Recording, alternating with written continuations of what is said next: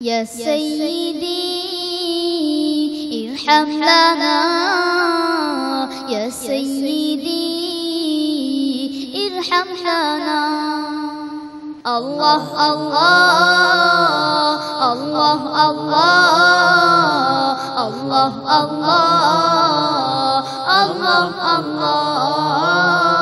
الله الله الله الله السلام عليكم ورحمة الله وبركاته. بسم الله الرحمن الرحيم. الحمد لله الذي أنزل على عبده الكتاب ولم يجعل له عوجا والصلاة والسلام على رسوله المصطفى وعلى آله وأصحابه المهتدى. সকল প্রশংসা মহান আল্লাহ সুবহানাহু ওয়া তাআলার জন্য, যিনি কোরআন নাজিল করে আমাদেরকে ধন্য করেছেন। অসংখ্য দরুদ আর সালাম মানবতার মুক্তিদূত হযরত মুহাম্মদুর রাসূলুল্লাহ সাল্লাল্লাহু আলাইহি ওয়াসাল্লামের প্রতি, যার উপর মহান আল্লাহ সুবহানাহু ওয়া তাআলা মহাগ্রন্থ আল কোরআন নাজিল করেছেন। এবং আল্লাহ সুবহানাহু ওয়া তাআলার কাছে এই মুহূর্তে প্রার্থনা যে আল্লাহ সুবহানাহু ওয়া তাআলা সকল ঈমানদারদেরকে ক্ষমা করে দিন। প্রিয় দর্শক, প্যান প্যাসিফিক হোটেল সোনারগাঁয়ের এই গ্র্যান্ড বলরুম এবং এর বাহিরে বিশ্বের যে প্রান্ত থেকে এই অনুষ্ঠান দেখছেন, সকলকে জানাচ্ছি কোরআনীয় অভিনন্দন এবং শুভেচ্ছা।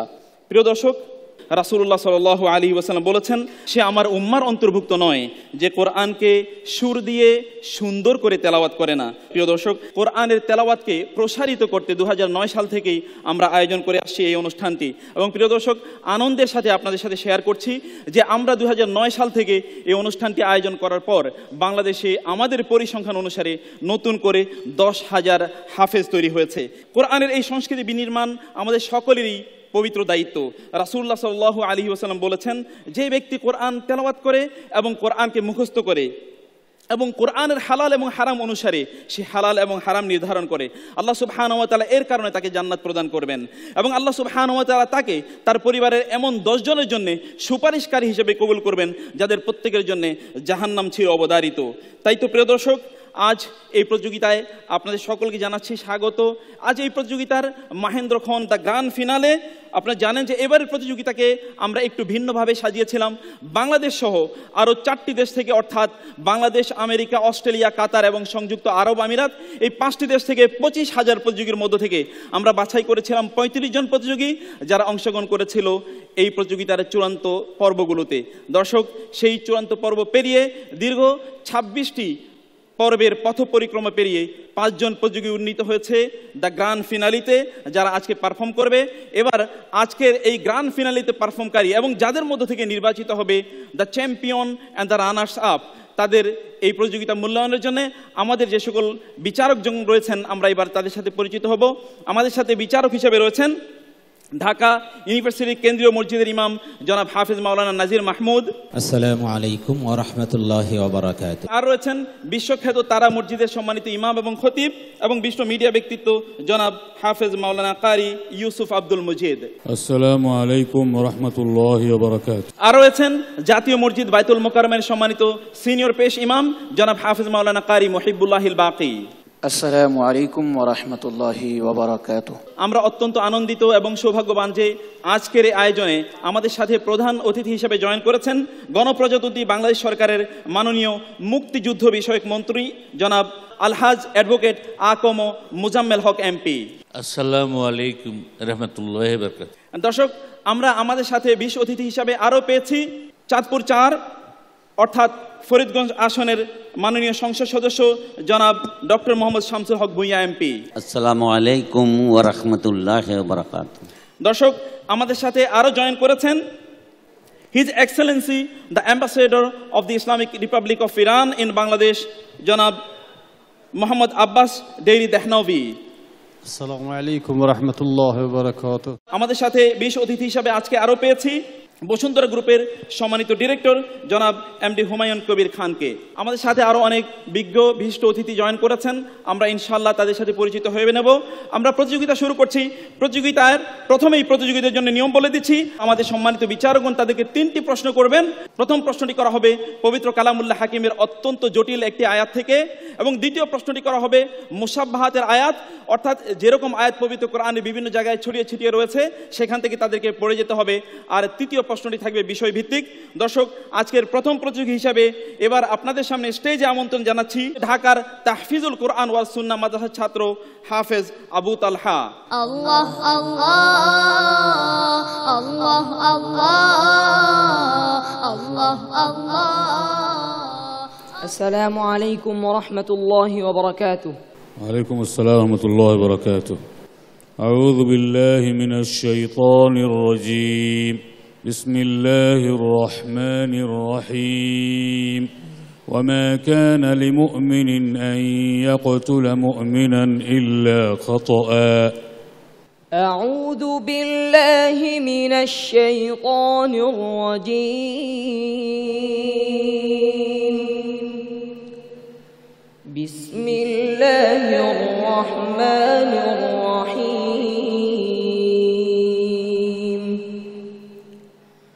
وما كان لمؤمن أن يقتل مؤمنا إلا خطأ. ومن قتل مؤمنا خطأ فتحرير رقبة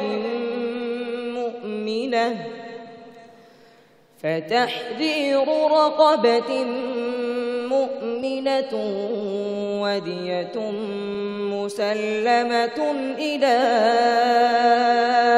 أهله إلا أن يصدقوا. أعيد آياتي আবার পড়েন। ومن قتل مؤمنا خطأ. ومن قتل مؤمنا خطأ فتحرير رقبة مؤمنة ودية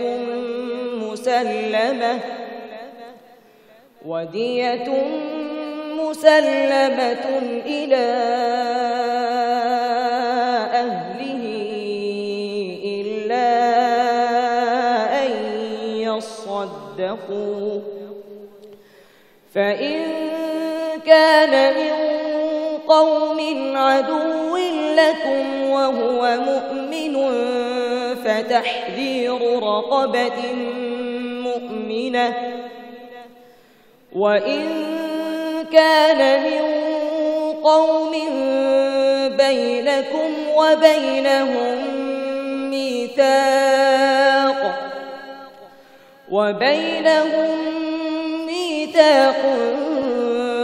فدية مسلمة إلى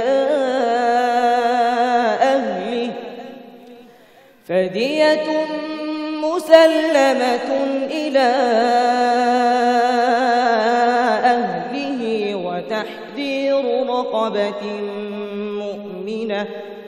সাদাকাল্লাহুল আযীম। আবু তালহা, যে আয়াতটি তেলাওয়াত করব এটা কোরআনুল কারীমের যত জায়গায় আছে সেখান থেকে তোমাকে তেলাওয়াত করতে হবে। আউযু বিল্লাহি মিনাশ শাইতানির রাজীম। ওয়া মিম্মা রাযাকনাহুম ইউনফিকুন। أعوذ بالله من الشيطان الرجيم. ويقيمون الصلاة ومما رزقناهم ينفقون. والذين يؤمنون بما أنزل إليك وما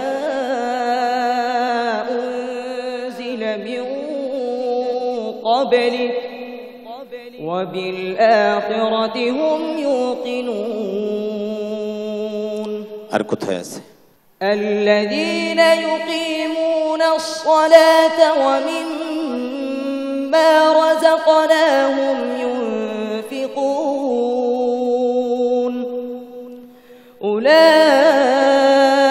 أولئك هم المؤمنون حقا.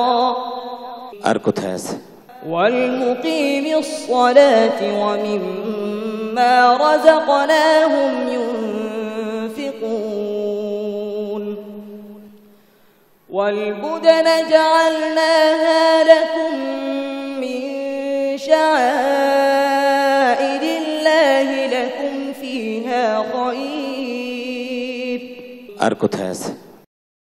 ويدرؤون بالحسنة السيئة ومما رزقناهم ينفقون আবার বলো ويدرؤون بالحسنة تتجافى আবার বলো ويدرؤون بالحسنة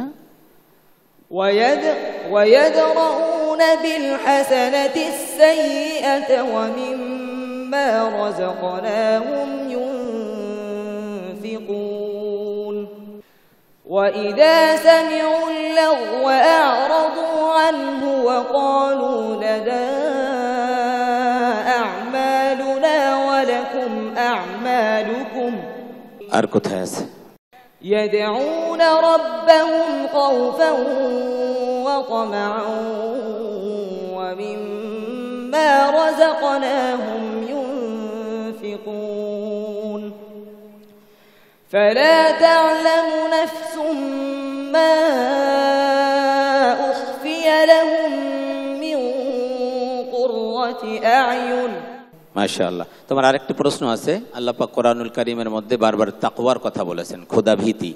এই তাকওয়া যে আয়াতগুলোতে আছে এটা তোমার জানা আছে? জি। আচ্ছা বলো তো। আউযু বিল্লাহি মিনাশ শাইতানির রাজীম। ওয়াত্তাকু ইয়াওমান লা তাজজি নাফসুন আন নাফসিন শাইআন ولا يقبل منها شفاعة ولا يؤخذ منها عدل ولا هم ينصرون আর কোন আয়াত আছে? واتقوا يوما ترجعون فيه إلى الله আর কোন আয়াত আছে? لن ينال الله لحومها ولا دماؤها ولكن يناله التقوى منكم আর কোন আয়াত আছে? واتقوا يوما لا تجزي نفس عن نفس شيئا ولا يقبل منها আর এরকম আয়াত জানা আছে তোমার? জি ইনশাআল্লাহ। মাশাআল্লাহ, সাদাকাল্লাহ। সাদাকাল্লাহুল আযীম। মাশাআল্লাহ, অনেক ধন্যবাদ তোমাকে ভাইয়া। নাজির মাহমুদ ভাই, আপনি তেলাওয়াত শুনলেন, সার্বিক মূল্যায়ন আপনার পক্ষ থেকে। আলহামদুলিল্লাহ। প্রথম প্রতিযোগী হিসাবে একটু চাপ থাকে, আমি সবসময় যেটা বলি সেই হিসাবে একটু ছিল, দু এক জায়গায় একটু তাকে বলে দিতে হয়েছে। তো আলহামদুলিল্লাহ ওভারঅল ভালো হয়েছে। অনেক ধন্যবাদ আপনাকে। আমাদের সাথে বাংলাদেশের অত্যন্ত প্রতিষ্ঠা একজন আলেমে দ্বীন অংশগ্রহণ করেছেন। আমি মুফতি কাজী ইব্রাহিম ভাইকে একটু অনুরোধ করছি তার অনুভূতি শেয়ার করার জন্য। তার ব্রেইনের 15,000 মিলিয়ন সেলকে যেভাবে সে একীভূত করে নিয়েছে, আলহামদুলিল্লাহ, এটা অনেক বড় একজন আলেমকে ওইভাবে বলতে বললে হয়তো সম্ভব হবে না। আমাদের প্রিয় ভাইটি যেভাবে এটা সম্ভব করে তুলেছে, আলহামদুলিল্লাহ। আমরা এবার কথা শুনবো শরীফ মেটালের সম্মানিত চেয়ারম্যান জনাব ওমর ফারুক সাহেবের। এই বাচ্চা ছেলেটা যা করলো তা নিশ্চয়িতভাবে অভিভূত হয়েছি। আমি দোয়া করি ওর যেন ভবিষ্যৎ আরো সুন্দর হোক। তোমাকে অনেক ধন্যবাদ ভাইয়া। প্রিয় দর্শক, আমরা এবার তেলাওয়াত শুনবো। আমি অনুরোধ করছি মুন্সিগঞ্জের হাফেজ হেলাল উদ্দিনকে। আসছে ঢাকার মার্কাজুত তাহফিজ ইন্টারন্যাশনাল ক্যাডেট মাদ্রাসার ছাত্র হাফেজ মোহাম্মদ হেলাল উদ্দিন। আউযু বিল্লাহি মিনাশ শাইতানির রাজীম। হুনালিকা ইবতুলিয়াল মুমিনুনা ওয়া যুলজিলু জিলজালান শাদীদা। أعوذ بالله من الشيطان الرجيم. بسم الله الرحمن الرحيم. هنالك ابتلي المؤمنون وزلزلوا زلزالا شديدا وإذ يقول المنافقون والذين في قلوبهم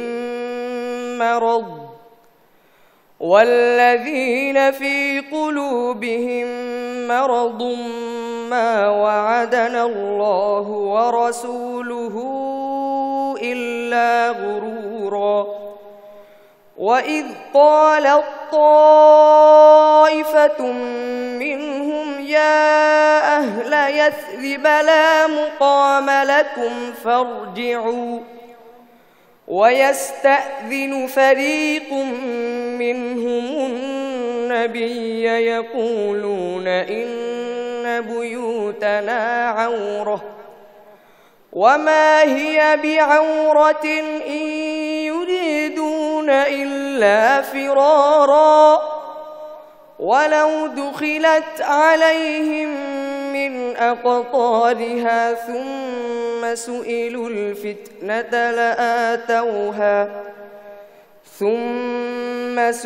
الفتنة لآتوها وما تلبثوا بها إلا يسيرا ولقد كانوا عاهدوا الله من قبل لا يولون الأدبار وكان عهد الله مسؤولا قل لن ينفعكم الفرار إن فررتم من الموت أو القتل وإذا لا تمتعون إلا قليلا আহসান্ত।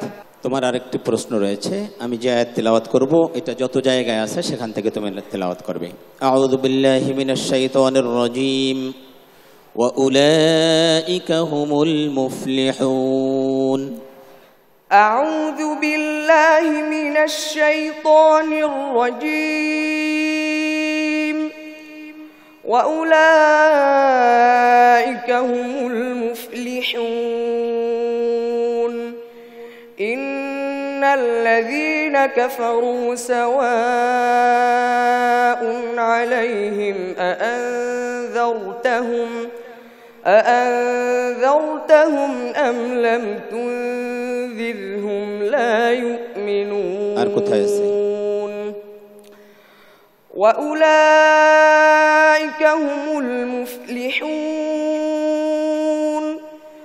ولا تكونوا كالذين تفرقوا واختلفوا من بعد ما جاءهم البينات وأولئك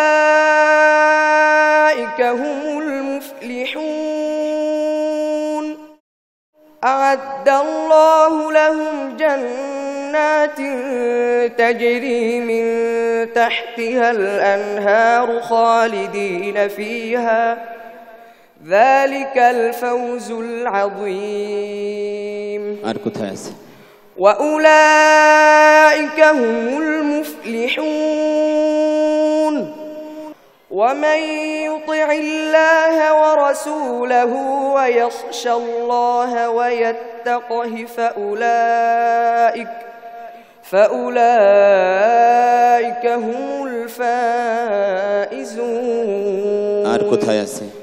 وأولئك هم المفلحون وما آتيتم من ربا ليربو في أموال الناس فلا يربو عند الله وأولئك هم المفلحون ومن الناس من يشتري لهو الحديث ليضل عن سبيل الله মাশাআল্লাহ।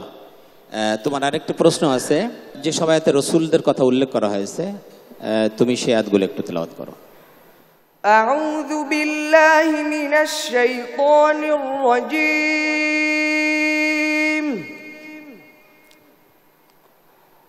وأطيعوا الله والرسول لعلكم ترحمون وسارعوا إلى مغفرة من ربكم وجنة عرضها السماوات والأرض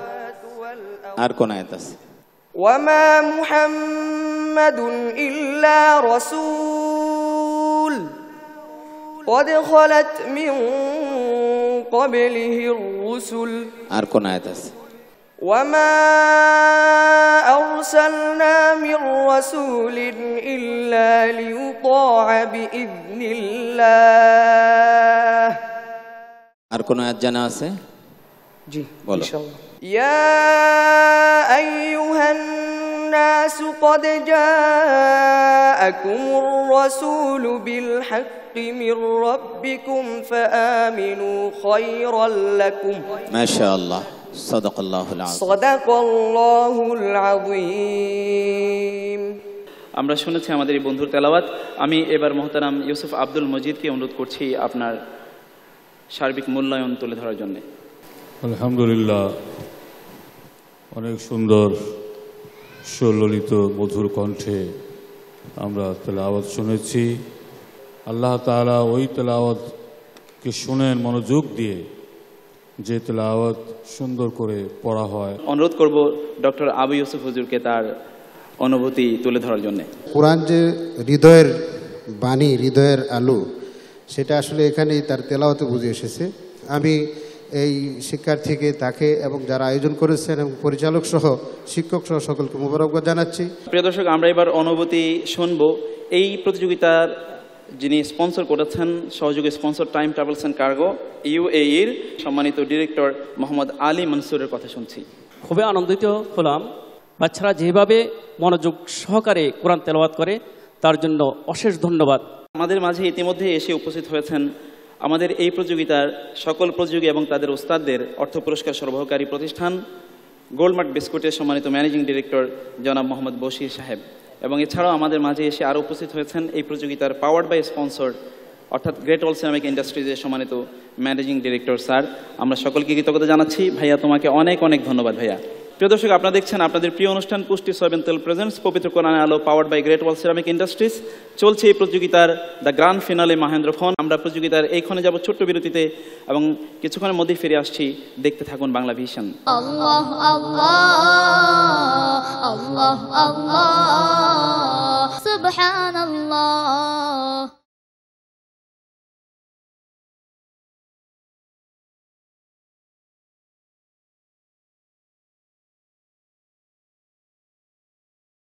আল্লাহ আল্লাহ আল্লাহ আল্লাহ সুবহানাল্লাহ। প্রিয় দর্শক, বিরতির পর সকলকে আরেকবার স্বাগত জানাচ্ছি অনুষ্ঠানে। আপনারা দেখছেন আপনাদের প্রিয় অনুষ্ঠান পুষ্টি সয়াবিন তেল প্রেজেন্টস পবিত্র কোরআনের আলো powered by Great Wall Ceramic Industries. এই প্রতিযোগিতার সকল প্রতিযোগী এবং তাদের ওস্তাদদের অর্থ পুরস্কার দিচ্ছে গোল্ডমার্ক বিস্কুট। প্রতিযোগিতার বিশেষ সহযোগী স্পন্সর ইস্পাহানি গ্রুপ, তাছাড়া কো স্পন্সর করেছে Islami bank Bangladesh limited, smart active gold Mehedi, time travels and cargo UAE এবং শরীফ মেটাল লিমিটেড। তাছাড়া সহযোগিতা রয়েছে আল ফাতা পাবলিকেশন। প্রিয় দর্শক, আমরা এবার তেলাওয়াত উপভোগ করব তানজিমুল উম্মাহ হিফজ মাদ্রাসার ছাত্র হাফেজ আবু রায়হান। সুবহানাল্লাহ। আউযু বিল্লাহি মিনাশ শাইতানির রাজীম। বিসমিল্লাহির রহমানির রহিম। لولا كتاب من الله سبق لمسكم فيما أخذتم عذاب عظيم. أعوذ بالله من الشيطان الرجيم.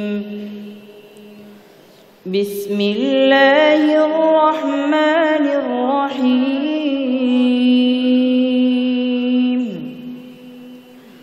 لولا كتاب من الله سبق لمسكم فيما أخذتم عذاب عظيم. فكلوا مما غنمتم حلالا طيبا واتقوا الله إن الله غفور رحيم. يا أيها النبي قل لمن في أيديكم من الأسرى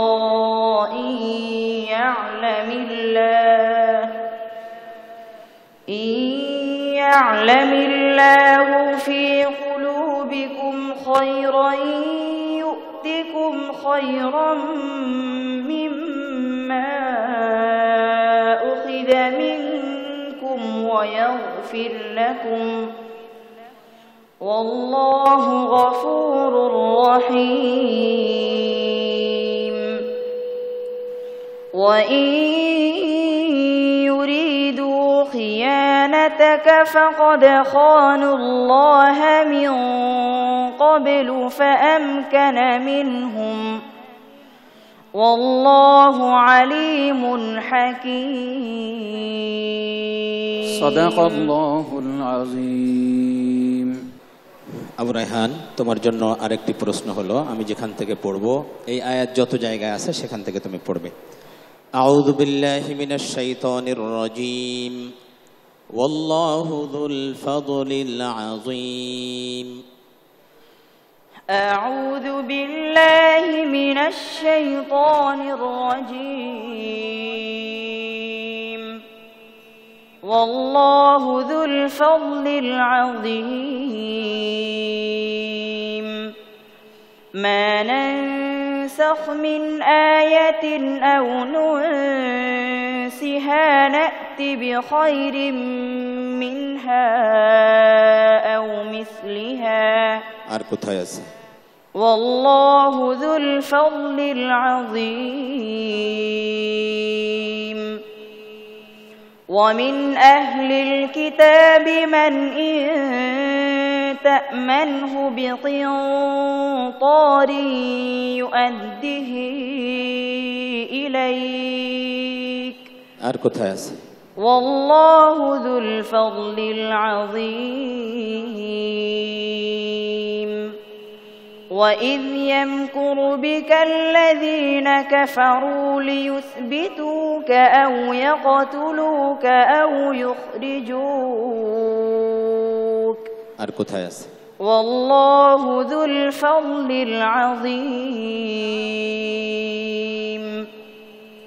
ما أصاب من مصيبة في الأرض ولا في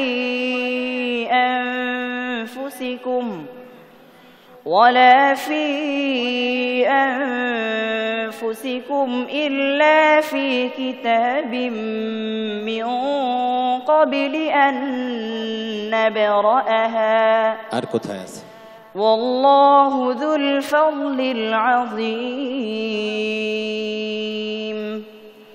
بسم الله الرحمن الرحيم قد سمع الله قول التي تجادلك في زوجها وتشتكي إلى الله মাশাআল্লাহ। আল্লাহ রাব্বুল আলামিন কোরআনুল কারীমের মধ্যে জিকিরের কথা বলেছেন। জিকির যে আয়াতগুলোতে আছে সেই আয়াতগুলো তোমার জানা আছে তো? ইনশাআল্লাহ। আচ্ছা বলো তো দেখি। আউযু বিল্লাহি মিনাশ শাইতানির রাজীম ইয়া বনি ইসরাঈল اذكروا نعمتي التي أنعمت عليكم وأوفوا بعهدي أوف بعهدكم وإياي فارهبون يا بني إسرائيل اذكروا نعمتي التي أنعمت عليكم وأني فضلتكم على العالمين فاذكروني أذكركم واشكروا لي ولا تكفرون ذلك نتلوه عليك من الآيات والذكر الحكيم ما شاء الله صدق الله العظيم মাশাআল্লাহ মাশাআল্লাহ, অনেক ধন্যবাদ ভাইয়া। মুফতি মহিবুল্লাহিল বাকি, আপনি সার্বিক মূল্যায়ন। কোরআন যে পড়ার মধ্যে যে একটা মুজিজা আছে, অলৌকিকতা আছে, সেটাই তার তেলাওয়াতের মধ্যে বোঝা যায়। আল্লাহ তাকে বড় আলেম হওয়ার তৌফিক দান করুন। আমি এবার অনুরোধ করব মাওলানা জাফরুল্লাহ খান, মহাসচিব বাংলাদেশ খেলাফত আন্দোলনের, তার অনুভূতি ব্যক্ত করার জন্য কাইন্ডলি। আমরা সকলেই মুগ্ধ হয়েছি, আলহামদুলিল্লাহ। আল্লাহ তাআলা তাকে জাযায়ে খায়ের দান করুন। আমি অনুরোধ করছি বে গ্রুপের সম্মানিত ম্যানেজিং ডিরেক্টর মোহতারাম শামসুর রহমানকে তার অনুভূতি ব্যক্ত করার জন্য প্লিজ। শুধু স্কুল কলেজে পড়লে যে মেধাবী, সব জায়গায় যে এদের যে মেধার যে একটা সিনার ভিতর ধারণ করছে, সত্যি এটা আমাদের খুবই মুগ্ধ করছে। অনেক ধন্যবাদ আপনাকে। আমি অনুরোধ করব সরদার তোফাজ্জল হোসেন লিয়াকতকে, চেয়ারম্যান আরএল গ্রুপের, যে তার অনুভূতি ব্যক্ত করার জন্য সংক্ষেপে প্লিজ। সবারই কোরআন তেলাওয়াত অত্যন্ত মনোমুগ্ধকর এবং আমরা তন্ময় হয়ে শুনছিলাম। আল্লাহ তাআলা আমাদের ঈমানকে এই এদের তেলাওয়াতের মাধ্যমে আরো মজবুত করে দিবেন। অনেক ধন্যবাদ আপনাকে। আমি আহ্বান জানাচ্ছি ঢাকার তাহফিজুল কোরআন ওয়া সুন্নাহ মাদ্রাসার ছাত্র হাফেজ নাহিয়ান কায়সারকে। সুবহানাল্লাহ। أعوذ بالله من الشيطان الرجيم. هذا ذكر وإن للمتقين لحسن مآب. أعوذ بالله من الشيطان الرجيم. بسم الله الرحمن الرحيم. هذا ذكر وإن للمتقين لحسن مآب.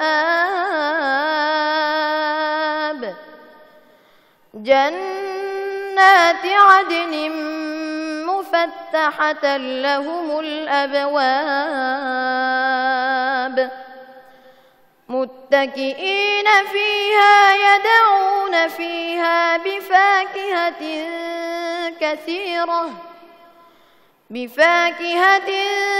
كثيرة وشراب. وعندهم قاصرات الطرف أتراب. هذا ما توعدون ليوم الحساب. إن هذا لرزقنا ما له من نفاد. هذا وإن للمتقين لحسن مآب. هذا وإن للطاغين لشر مآب. جهنم يصلونها فبئس المهاد. هذا فليذوقوه حميم وغساق وآخر من شكله أزواج.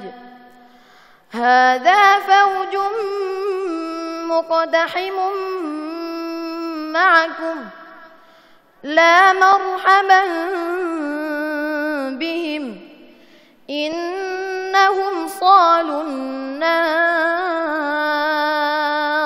جزاك الله خيرا. নাহিয়ান কায়সার, আমি যে আয়াত তিলাওয়াত করব এটা যত জায়গা আছে সেখান থেকে তোমাকে তেলাওয়াত করতে হবে। আউযু বিল্লাহি মিনাশ শাইতানির রাজীম। ওয়াল্লাহু লা ইয়াহদিল কওমাজ যালিমিন। أعوذ بالله من الشيطان الرجيم.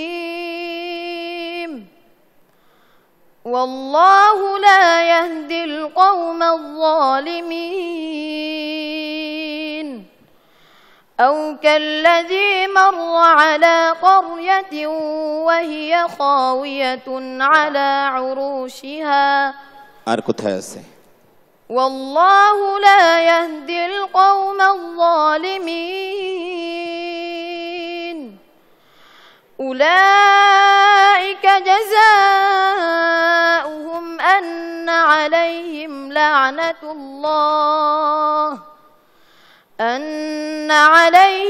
لعنة الله والملائكة والناس أجمعين. আর কোথায় আছে? والله لا يهدي القوم. তুমি আগের আয়াতটা আবার পড়ো। উলাইকা জাযাউহুম أولئك جزاؤهم أن عليهم لعنة الله লা'নাতাল্লাহ أولئك جزاؤهم أن عليهم لعنة الله والملائكة والناس أجمعين আর কোথায় আছে? والله لا يهدي القوم الظالمين الذين آمنوا وهاجروا وجاهدوا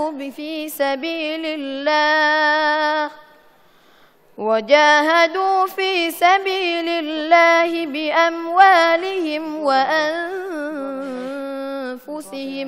আর কোথায় আছে?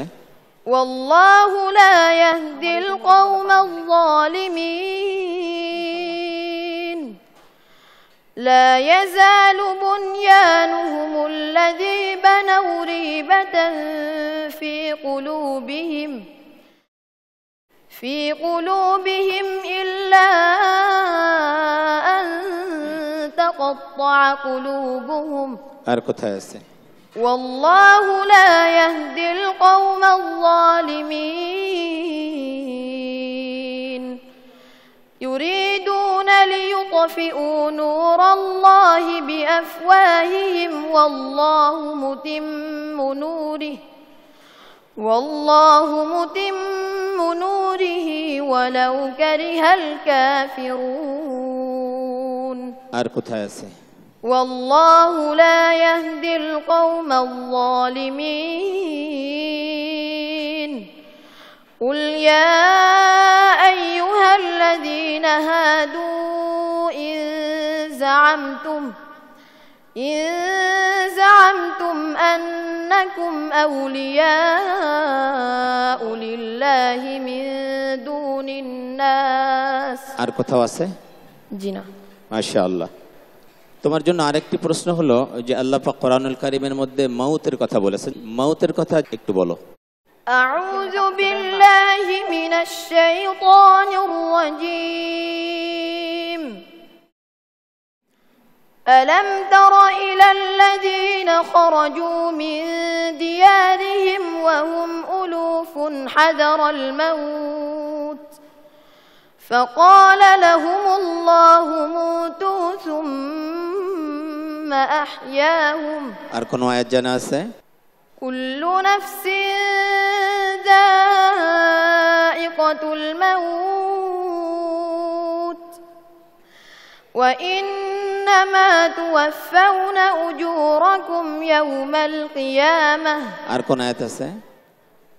قل يتوفاكم ملك الموت الذي وكل بكم ثم إلى ربكم ترجعون ما شاء الله صدق الله العظيم মাশাআল্লাহ অনেক ধন্যবাদ নাজির ভাই, সংক্ষেপে আপনার অনুভূতি।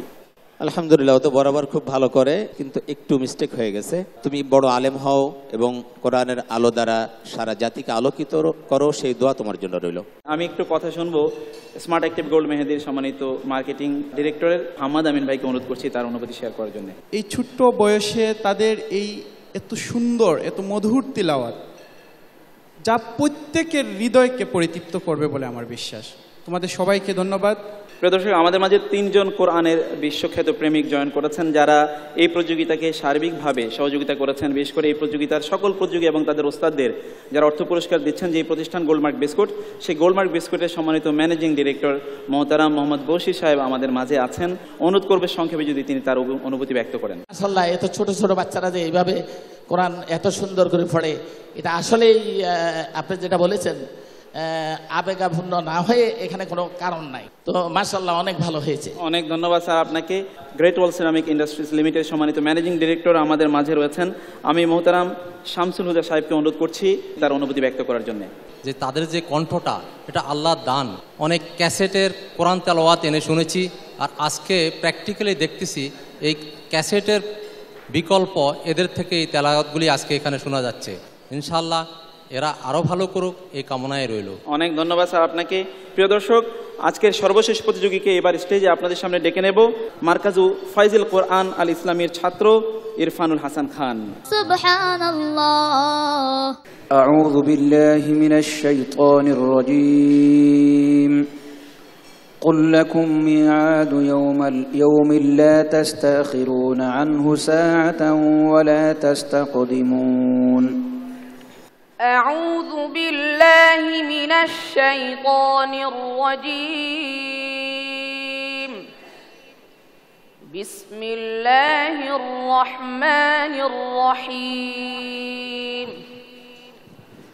قل لكم ميعاد يوم لا تستأخرون عنه ساعة ولا تستقدمون. وقال الذين كفروا لن نؤمن بهذا القرآن ولا بالذي بين يديه ولو ترى إذ الظالمون موقوفون عند ربهم يرجع بعضهم إلى بعض القول يقول الذين استضعفوا للذين استكبروا لولا أنتم لكنا مؤمنين. قال الذين استكبروا للذين استضعفوا أنحن صددناكم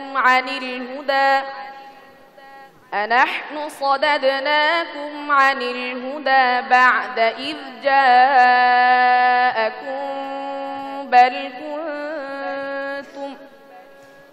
بل كنتم مجرمين.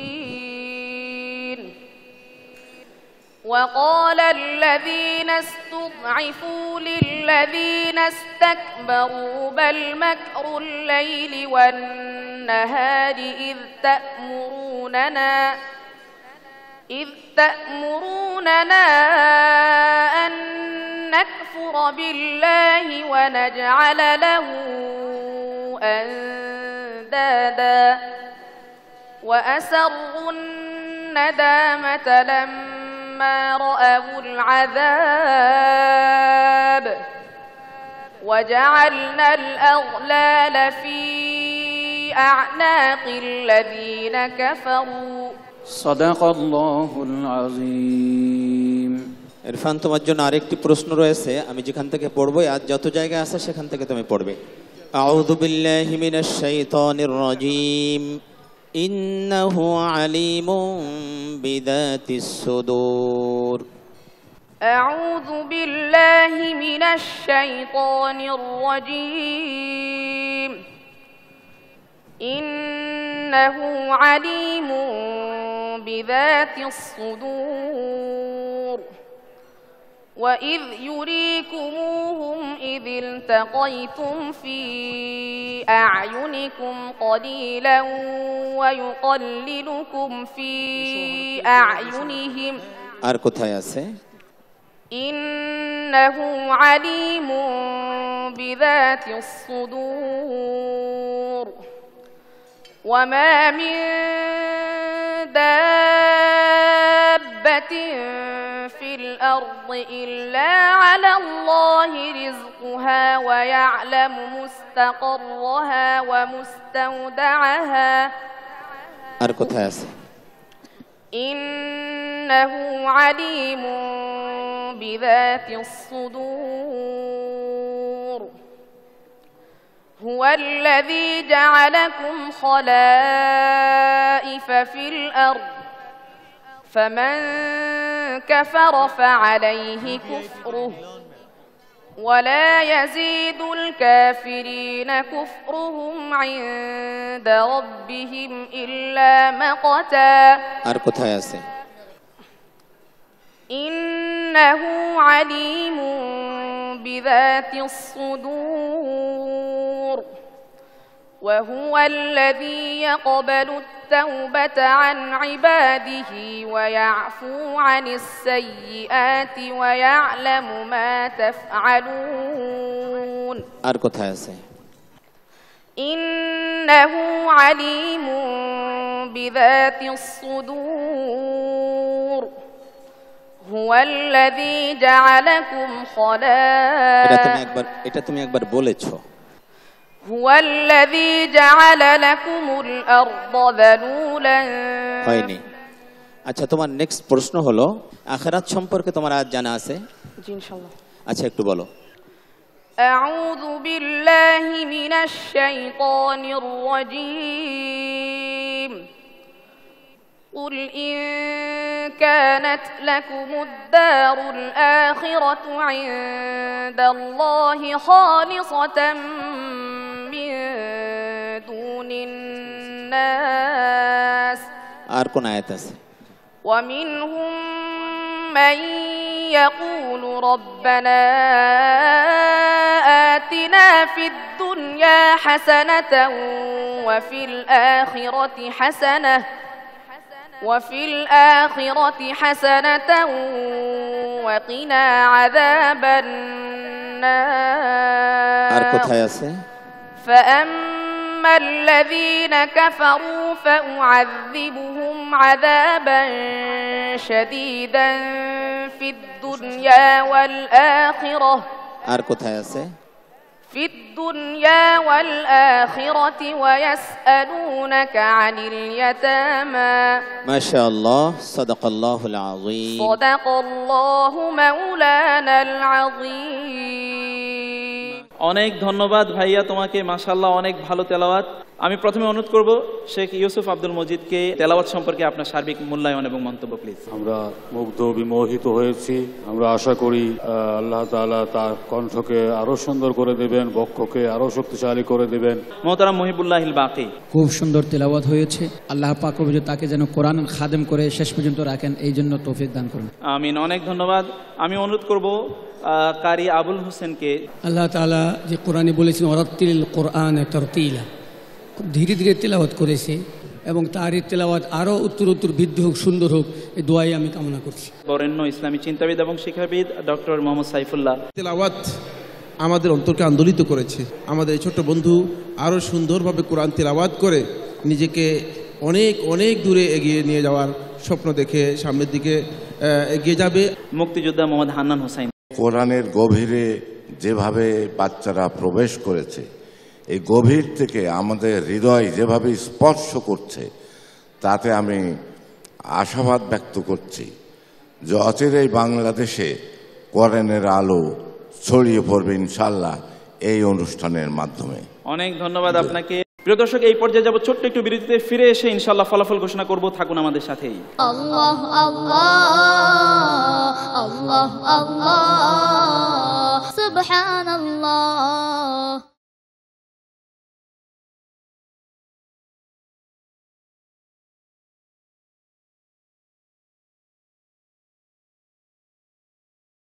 আল্লাহ আল্লাহ আল্লাহ আল্লাহ সুবহানাল্লাহ প্রিয় দর্শক বিরতির পর আবার ফিরে এলাম অনুষ্ঠানে ফলাফল ঘোষণা করব তার আগে প্রথমে আমি অনুরোধ জানাবো আমাদের সাথে তার অনুভূতি শেয়ার করার জন্য his excellency the ambassador of the Islamic republic of Iran أعوذ بالله السميع العليم من الشيطان اللعين الرجيم بسم الله الرحمن الرحيم I would like to thank Allah subhanahu wa ta'ala that gave me this great opportunity and blessing that I participate in this holy month, in this holy program, the recitation of Holy Quran by the Hafiz Quran. And may Allah subhanahu wa ta'ala bless all of you as a supporter, financer, and the people who are encouraging the recitation of Holy Quran. When you ask the ordinary people what is the difference between the holy months of Ramadan and the other months, most of the people they will answer you that the months of Ramadan we are fasting and in the other months we are not fasting. But it is not a right answer. According to the Holy Quran, the difference between Ramadan months and the other months is that شهر رمضان الذي أنزل فيه القرآن. Whatever you can and you are able, you must recite Holy Quran. If you are able to recite one surah and you recite less than that, it is not acceptable Yawm al-Qiyamah. In Iran also, we have this kind of the program. The best culture, we can take it from Holy Quran. The young people that here, they are reciting Holy Quran. When they go to the university, they become engineer, they become a doctor, they become an intellectual for this country because they have been grown up on the Holy Quran culture. They are totally different with the other people. I would like to offer 5 free visa to Iran, to go to Iran for our dear brother and young reciter of Holy Quran, because it is blessing for my embassy and it is blessing for my country that the reciters of Holy Quran and the Hafiz on Holy Quran, they go to Iran. Many thanks to you. আমি প্রিয় দর্শক এবার কথা বলার জন্য অনুরোধ করব Enam medical college এবং হসপিটালের সম্মানিত চেয়ারম্যান এবং সাভারের অর্থাৎ ঢাকা 19 আসনের সম্মানিত এমপি আমি জনাব মোহতারাম ডাক্তার এনামুর রহমান এমপি স্যারকে অনুরোধ করছি তার অনুভূতি শেয়ার করার জন্য। মাশাআল্লাহ, আমরা এটা গর্ব করার মতো যে আমাদের সন্তানেরা এত অল্প বয়সে কোরআনকে এমনভাবে হেফজ করেছে এবং তেলাওয়াতের এত সুন্দর গুণাবলী অর্জন করেছে যে সহি উচ্চারণ এবং তেলাওয়াতের যে ছন্দ, সুরের যে উঠানামা, টানের যে উঠানামা একদম সম্পূর্ণ শুদ্ধ ছিল। কত কঠিন প্রশ্ন ওনারা করেছেন, তেলাওয়াতের পরে একটা আয়াত দিয়েছেন, বাচ্চারা সবাই কোরআনের কোন কোন জায়গায় সে আয়াতগুলো আছে সেগুলো তেলাওয়াত করেছে। এত অল্প সময়ের মধ্যে সমস্ত কোরআন থেকে কোথায় মৃত্যুর কথা বলা হয়েছে, কোথায় আখিরাতের কথা বলা হয়েছে, কোথায় রিজিকের কথা বলা হয়েছে, সেগুলো সেই আয়াতগুলোকে সাথে সাথে কালেক্ট করে আবার এখানে তেলাওয়াত করা, এটা আসলে একেবারে মানে স্বয়ং আল্লাহ সুবহানাহু ওয়া তাআলার দান ছাড়া কারো পক্ষে এটা সম্ভব না। মাশাআল্লাহ, আমরা জাতি হিসাবে যেমনি এগিয়ে যাচ্ছি তেমনি আল্লাহর কোরআন এবং সুন্নাহর আলোকে আমরা এগিয়ে যাচ্ছি। আজকের এই অনুষ্ঠান তারই প্রমাণ করে। একদম ফেরেশতার মতো শিশু বাচ্চা, আমরা তাদের সর্বাঙ্গীন মঙ্গল কামনা করি। সবাইকে ধন্যবাদ। আসসালামু আলাইকুম। অনেক ধন্যবাদ স্যার আপনাকে। প্রিয় দর্শক, চাঁদপুর 4 অর্থাৎ ফরিদগঞ্জ আসনের মাননীয় সংসদ সদস্য জনাব ডক্টর শামসুল হক ভূঁইয়া স্যারকে অনুরোধ করছি সংক্ষেপে তার অনুভূতি শেয়ার করার জন্য, প্লিজ। আজকে আমাদের যে ছোট মনিরা এখানে তেলাওয়াত করেছেন সেটা থেকে আমার মনে হচ্ছিল যে আসলেই এরকম তেলাওয়াত যদি শুনে পার্শ্ববর্তী কোনো বিধর্মীরা তারা অবশ্যই কনভার্টেড হয়ে তারা মুসলমান হবে। এই তেলাওয়াত আল্লাহ পাকের অশেষ রহমত ছাড়া কারো পক্ষে করা সম্ভব নয়। আল্লাহর এই রহমত পুষ্ট হাফেজগণ কোরআনের আলো আমাদের সমাজে ছড়িয়ে দিবে এবং ইসলামের যে মূল নীতি সেই নীতি আমরা গ্রহণ করে মুসলমানিত্ব অর্জন করে পৃথিবী থেকে বিদায় নেওয়ার সুযোগ রাব্বুল আলামিন আমাদেরকে দেবে, এই প্রার্থনা রাব্বুল আলামিনের কাছে করে আমি আমার সংক্ষিপ্ত কথা এখানে শেষ করছি। অনেক ধন্যবাদ স্যার আপনাকে। সম্মানিত উপস্থিতি, আজকের এই আয়োজনের প্রধান অতিথি বাংলাদেশ সরকারের মাননীয় মুক্তিযুদ্ধ বিষয়ক মন্ত্রী জনাব আলহাজ অ্যাডভোকেট আকম মোজাম্মেল হক এমপি স্যারকে আমি অনুরোধ করছি যে স্যার তার কথা শেয়ার করার জন্য। আল্লাহ তাআলার অশেষ মেহেরবানিতে এমনি একটি কোরআনের আলো এই সংক্রান্ত আজকের এই অনুষ্ঠানে উপস্থিত থাকার আল্লাহ তাআলা আমাকে তৌফিক এনায়েত করেছেন। আলহামদুলিল্লাহ। তো আল্লাহ দরবারে শুকুর আদায় করছি, শুকুর আলহামদুলিল্লাহ। আমাদের এই ছোট্ট প্রিয় হাফেজগণ যে সুমধুর কণ্ঠে কালামে পাককে তেলাওয়াত করলেন, আল্লাহ তাআলা তাদেরকে আরও ক্ষমতা দিন, তারা শুধু আমাদের এই পর্যায়ে নয় দেশে বিদেশে মানুষকেও যেন এই কোরআন তেলাওয়াত করে শোনাতে পারেন। এবং সেই সাথে আমরা আশা করব, যেহেতু আরবি আমাদের মাতৃভাষা নয়, কাজে আমরা তেলাওয়াত করি বা শুনি, কিন্তু এর অর্থ যদি আমরা না বুঝি তাহলে পূর্ণতা আসে না। কাজেই এগুলো বোঝার মতো সেই শিক্ষা, সেই জ্ঞান, সেটাও যেন আমরা লাভ করতে পারি, সবাইকে আল্লাহ তাআলা কবুল করুন, এই কামনা করে আমার কথা শেষ করছি। আল্লাহ হাফেজ। সুবহানাল্লাহ। প্রিয় দর্শক, আমি ফলাফল ঘোষণা করব। আমাদের সম্মানিত বিচারকগণ এদেরকে যেভাবে নম্বর দিয়েছেন, আজকে পঞ্চম হয়েছে হাফেজ আবু তালহা।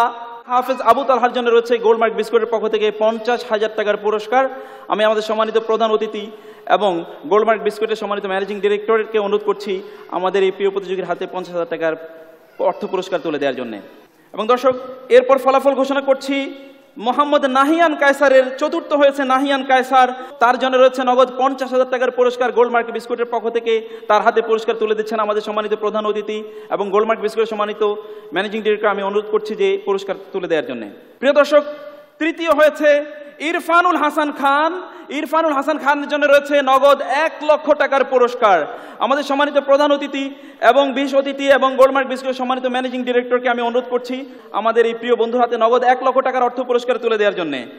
প্রিয় দর্শক, এবার ফলাফল ঘোষণা করব যে বন্ধু হয়েছে চ্যাম্পিয়ন, অর্থাৎ পবিত্র কোরআন আলো 2015 সেরা হয়েছে, চ্যাম্পিয়ন হয়েছে মোহাম্মদ হেলাল উদ্দিন। আমাদের সম্মানিত বিচারকগণ তাকে সর্বোচ্চ নম্বর দিয়েছেন এবং সে হচ্ছে 2015 এই প্রতিযোগিতার প্রথম স্থান অর্জনকারী। মোহাম্মদ হেলাল উদ্দিনের হাতে আমরা দেখছি আমাদের সম্মানিত প্রধান অতিথি এবং বিশেষ অতিথিবৃন্দ নগদ 3 লক্ষ টাকার অর্থ পুরস্কার তুলে দিচ্ছেন।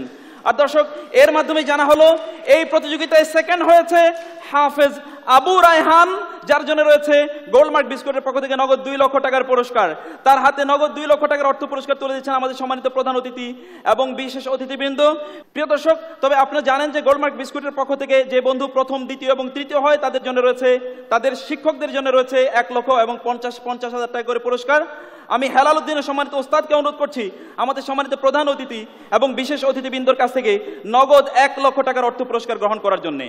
আবু রাহানের উস্তাদকে আমি এবার অনুরোধ করছি আসার জন্য। আবু রাহান উস্তাদের জন্য রয়েছে গোল্ডমার্ক বিস্কুটের পক্ষ থেকে নগদ 50,000 টাকার পুরস্কার। আমি সম্মানিত অতিথিদেরকে অনুরোধ করছি আমাদের এই প্রিয় ওস্তাদের হাতে নগদ 50,000 টাকার পুরস্কার তুলে দেওয়ার জন্য। এবং তৃতীয়ত ইরফানুল হাসান খানের সম্মানিত ওস্তাদকে আমাদের সম্মানিত প্রধান অতিথি এবং বিশেষ অতিথিবৃন্দর কাছ থেকে নগদ 50,000 টাকার অর্থ পুরস্কার গ্রহণ করার জন্য। প্রিয় দর্শক, এর মাধ্যমে শেষ হলো আমাদের আজকের আয়োজন। ইনশাআল্লাহ আগামী বছর আবার দেখা হবে সেই প্রত্যাশায়। আল্লাহ হাফেজ। ওয়াসসালামু আলাইকুম ওয়া রাহমাতুল্লাহি ওয়া বারাকাতুহু। ইফতারির পর এবং তারাবি নামাজের পূর্বে আপনার শরীরকে সতেজ রাখতে অবশ্যই পান করুন 1 কাপ ইস্পাহানি মির্জাপুর চা। আল্লাহ আল্লাহ আল্লাহ আল্লাহ আল্লাহ আল্লাহ